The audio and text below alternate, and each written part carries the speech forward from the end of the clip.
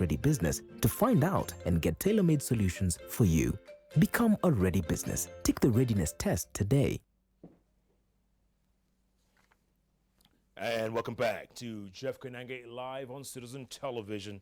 My guest tonight coming up shortly, the Deputy Chief of Staff, Office of the President, Nzioka Waita. Now, on to business news, and the Kenyan economy is expected to slow down this year compared to earlier projections. According to a new update by the World Bank, the economy will suffer the effects of, among other things, the 6-month drought that has seen nearly 3 million Kenyans put on food aid. Mombi Waroi has the details.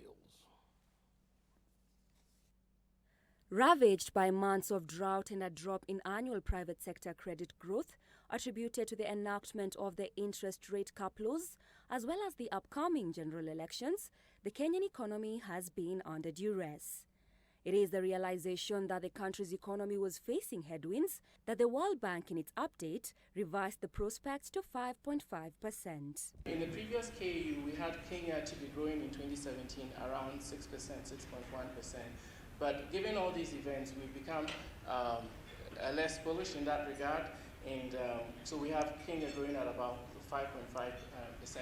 However, Central Bank of Kenya, Governor Dr. Patrick Njoroge, says there is room that the economy may still outperform the projection. Of course, there are mitigating factors at the onset of the long rains now, as well as the fiscal measures that were announced in the recent budget speech. Obviously, this will go a long way to mitigate the impact of drought on growth and indeed also on inflation. But before these mitigations are fully effected, Kenya's economy will continue to slow down further, affecting the citizens who says the situation is already unbearable. Unga ya shilingi 100 saizi imefika 150. Unapata pia sukari tulikuwa tunanunua kitu 100 imefika 160, 170 kwa kilo. So unaona hali imekuwa ngumu zaidi. Zamani tulikuwa ukiwa na 100 unaweza kufanya sofini, uende nyumbani ukiwa na vitu unaweza kutumia. Kwa saa hii ukiwa na ngiri kwa saa hii huwezi kufanya chochote. Ukiwa na ngiri 2 ikala shilingi 5 huwezi njaa. According to the economists at the institution, heavy infrastructure investments by the government in the last 3 years will be the key drive of the economy. But this, they add, is not sufficient, and the country needs to put in funds in other areas such as housing. The Kenyan economy is, however, expected to pick pace after this year. This, the World Bank says, will largely be driven by the normalization of rainfall, improvements in the global economy, a rebound in tourism, and hopefully, it says, a resolution on the current credit stifle in the market. Mombi Waroi, JKL. Thank you, Mombi. Now, despite a promise by the government that cost of maize meal would drop within 7 days from last week, cereal millers are now warning that such a relief might only last about 10 days. This, even as the promised drop is yet to be effected at the retail level. Dennis Otieno takes a look at the long walk to cheap ugali. Confusion continues to reign as to when Kenyans will begin to enjoy a reduction in maize flour prices in the country. Last week, the government had assured the country of a drop in the price of maize meal by close to 40 shillings within 1 week, following the release of 750,000 bags of maize to cereal millers. And this one we are going to release immediately from tomorrow. We know the uptake might take 3, 4, or 5 days by the millers to pick the commodities from our stores in the National Cereals and Produce Board.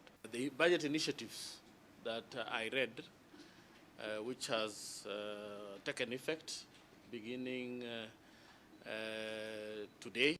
But in a statement this afternoon, on the day the reduction of prices was to be effected, the Cereal Millers Association now says Kenyans will have to wait for 10 more days to realize changes in price.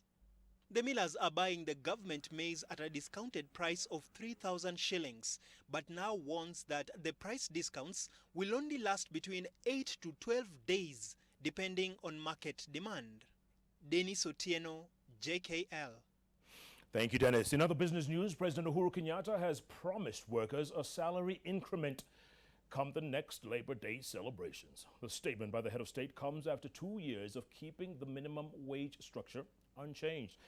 President Kenyatta was speaking as he toured the United Aryan Company, a garment factory situated in Babadogo Export Processing Zone in Nairobi, in a bid to push for more Kenyans to purchase new clothes at cheaper prices.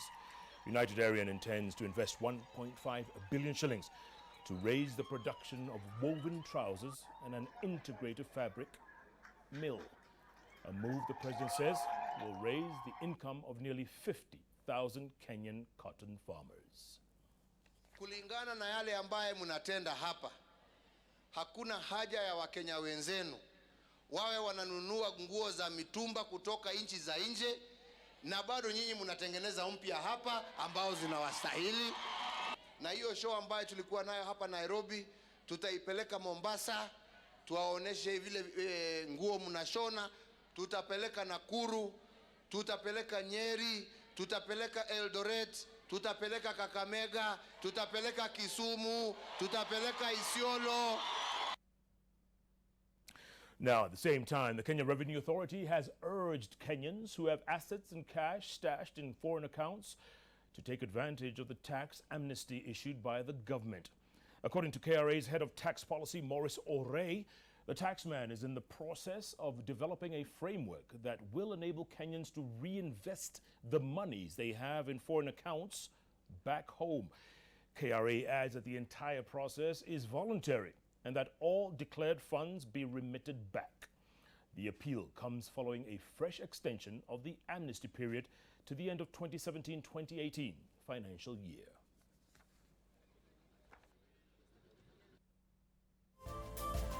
Take the Readiness Index test on www.safaricom.co.ke/readybusiness to find out and get tailor-made solutions for you.